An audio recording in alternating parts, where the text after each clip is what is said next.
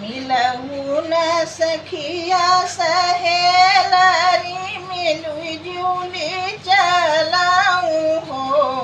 सखिया चलहु न शिव के मंदिर वात शिव जी के पूजन हो।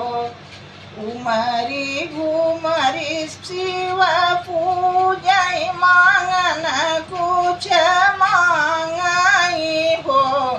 शिव जी दे देत गोदी में ललनमा पूजन लेके आई थी मंदिर लेके आई थी हो।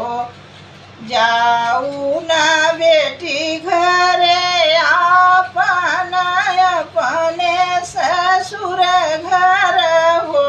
बेटिया जू के नमा